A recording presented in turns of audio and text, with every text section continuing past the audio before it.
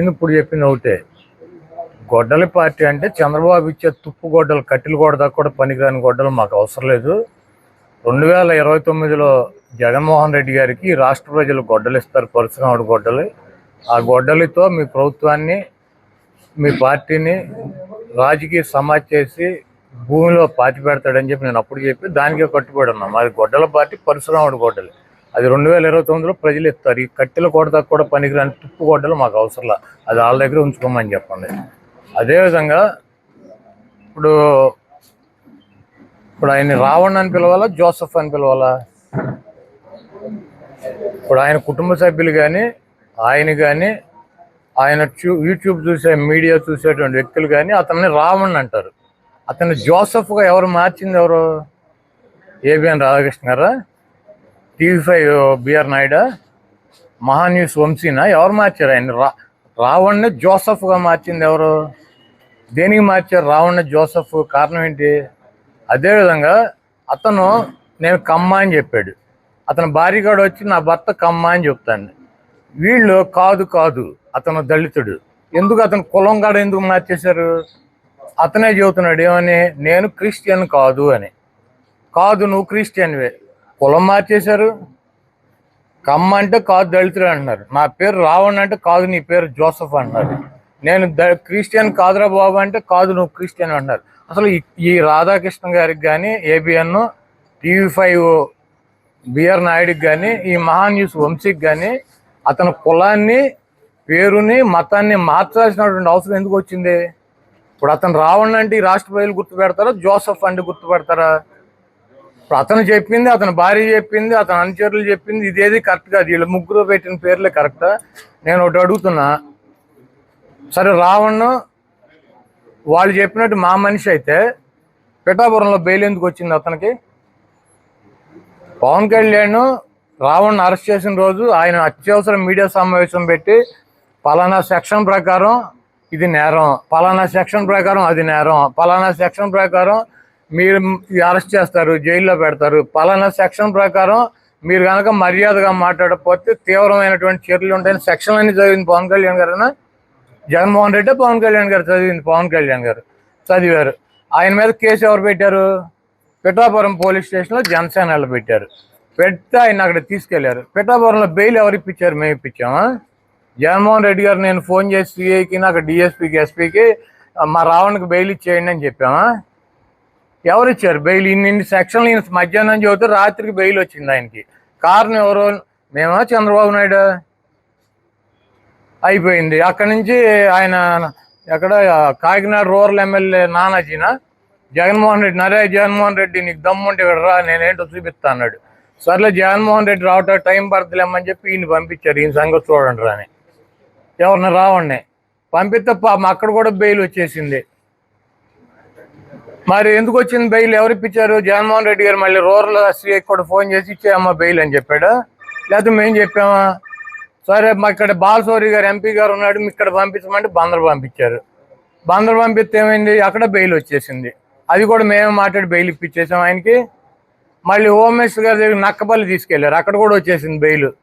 అప్పుడు ఎవరు పట్టుకొచ్చి గన్నవరంలో పెట్టింది? సాయంత్రం 7ంటికి టోల్ గేట్ దగ్గర పట్టుకొచ్చి గన్నవరంలో పెట్టించి అసలు ఇతనికి బెయిల్ రాకుండా ఉంటే ఏం చేయాలని చెప్పి వీళ్ళు బుక్కలు తిరిగేశారు జనసేన వాళ్ళు.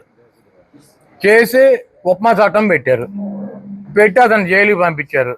సర్లే ఇక ఈ వదిలేదట్లేడు పట్టు వదలని విక్రమార్కుడు 4 రోజులు పంపించేస్తే అయిపోతులేమని చెప్పి ఇక మా వాళ్ళు కూడా చల్లబడి ఈ ఫోన్లు ఆపేసి ఇవి ఒకసారి పెట్టి ఏదో ఒక 10 రోజులు 15 రోజులు లోపల ఏంట్రా బాబు అని చెప్పి మా తెలుగుదేశం పార్టీ, మా కులస్తులు పంపించారు. ఎవరు? పవన్ కళ్యాణ్ ఈ హింస తట్టుకోలేక 4 చోట్ల 5 చోట్ల బెయిల్ ఇప్పించిన ఇక ఈ మొత్తం తిప్పేటట్టు ఉన్నాడు 100 పోలీస్ స్టేషన్లు. అందుకని బెయిల్ ఇప్పించారు వాళ్ళు. అతను రామన్ అతని పేరు జోసఫ్ అని మార్చారు. అతను కమ్మ అని చెబుతున్నాడు. కాదు, అతను దళిత్ అని చెబుతున్నారు వీళ్ళు. అతను నేను క్రిస్టియన్ కాదురా బాబు అన్నారు. కాదు, నువ్వు క్రిస్టియన్ అంటారు. దేనికి ఇదంతా? ఎందుకు? అతని పేరు ఎందుకు మార్చారు? అతని కులం ఎందుకు మార్చారు? అతని మతం ఎందుకు మార్చారు? అతను 4 పోలీస్ స్టేషన్లో బెయిల్ ఇప్పించింది ఎవరు? మేమా? అతని కులం, మతం, పేరు కూడా మార్చింది మేమేనా? కాబట్టి ఇవన్నీ అతను జోసఫ్ అని వాళ్ళు చెప్పేటువంటి జోసఫ్, మేము చెప్పేటువంటి రాముని, రాష్ట్ర ప్రజలు మాట్లాడుకునేటువంటి రామును బాలకృష్ణ కానీ, లోకేష్ని కానీ, చంద్రబాబుని కానీ ఒక మాట కూడా మాట్లాడు. అతని వీడియోలు పరిశీలించండి. జగన్మోహన్ రెడ్డి గారిని విమర్శిస్తాడు, పవన్ కళ్యాణ్ అయితే ఇక అద్దు బొద్దు లేకుండా విమర్శిస్తాడు. ఇప్పుడు అతని మీద నక్సల్స్కి వ్యతిరేకంగా, నక్సల్స్కి అనుకూలంగా ఉన్నాడని కేసు పెట్టానని చెబుతున్నారు. ఇతను నక్సల్కి అనుకూలంగా ఎప్పుడు చెప్పాడు? వాళ్ళు చెప్పాడు, నిన్న చెప్పాడు, మొన్న చెప్పాడా? సంవత్సరం అయింది. అప్పటి నుంచి ఈ ప్రభుత్వం ఏం చేస్తాను, గుడ్డుకూరలు పొడుతూ ఉంటుందా? హిందూ మతంలో ఉన్నటువంటి అతని పేరేంటి, మనోహర్ దాసుని ఇతను ఎప్పటి నుంచి తిట్టుకుంటున్నారు? 2 సంవత్సరాల నుంచి తిట్టుకుంటున్నారు. అప్పటి నుంచి ఏం చేస్తుంది ప్రభుత్వం? గుడ్డుకూరలు పొడుతూ ఉంటుందా? పవన్ కళ్యాణ్ పట్టుకొచ్చి 4 స్టేషన్లు తిప్పి 5వ స్టేషన్లో ఉప్మా కేసు పెట్టేదాకా ఈ తెలుగుదేశం ప్రభుత్వం ఎందుకు పెట్టలా? అతను అంత ద్రోహి అయితే తెలుగుదేశం పార్టీ మరి అందరి మీద, చిన్న చిన్న వాళ్ళ మీద, సోషల్ మీడియాలో పనిచేసే వాళ్ళ మీద కేసులు పెడతాగా, మరి వీళ్ళు ఎందుకు పెట్టలా? తెలుగుదేశం పార్టీ ఇన్వాల్వ్మెంట్ లేకుండా 4 చోట్ల బెయిల్ వస్తుంది అతనికి. జగన్మోహన్ రెడ్డి గారు ఇప్పించాడు బెయిల్. అయినా ఈయన పట్టు వదలని విక్రమార్కుడికి ఉపమా చట్టం పెట్టాడు. ఇక సర్లే సావని అని వదిలేసి కులమో, మతమో, పేరు అన్ని మార్చి మా మీదకు తోలేరు.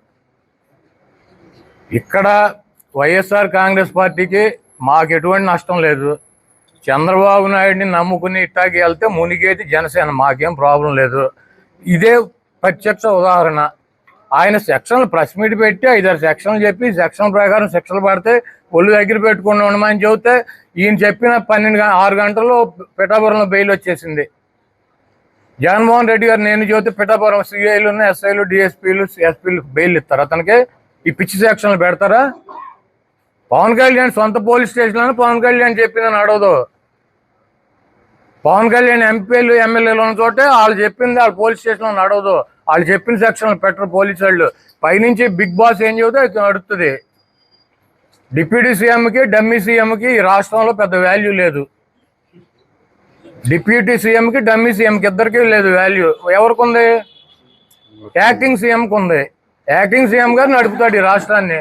ఆయన చెప్పినట్టు పోలీస్ స్టేషన్లు వింటారు, కానీ నేను డిప్యూటీ సీఎం జగన్మోహన్ రెడ్డి గారు సీఎం గారు చెప్పినట్టు వినరు.